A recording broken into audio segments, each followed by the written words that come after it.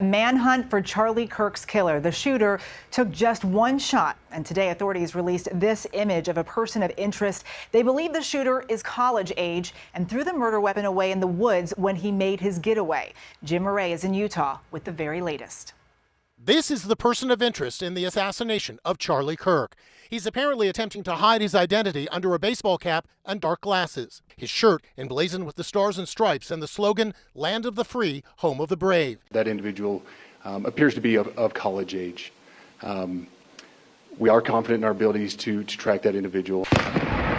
Go, run, run! According to reports, his motive appears to be political, since bullets were found engraved with expressions of transgender and anti-fascist ideology. And as the hunt for him intensifies, we're getting a clearer picture of his murderous act.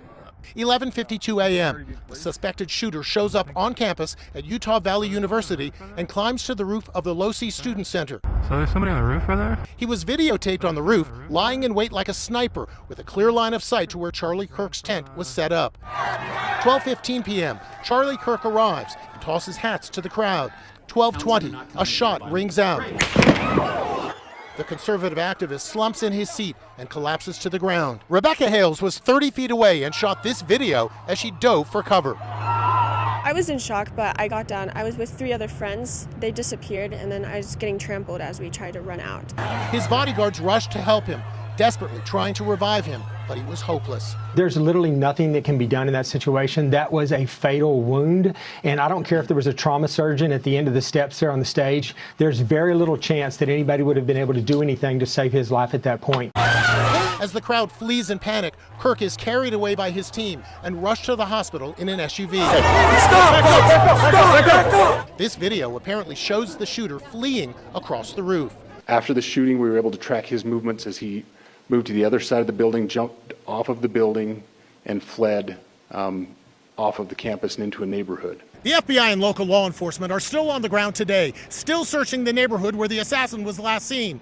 He ran through here and into these woods where he dumped the murder weapon, later found by police. It's an older model 30-06 high-powered bolt-action hunting rifle. There wasn't any, no fancy equipment, no fancy tech or anything like that. Very basic, what your average shooter or hunter would use during hunting season shooting deer. Today, there's anger at the lack of security. Just 6 local police officers and Kirk's small private bodyguard detail.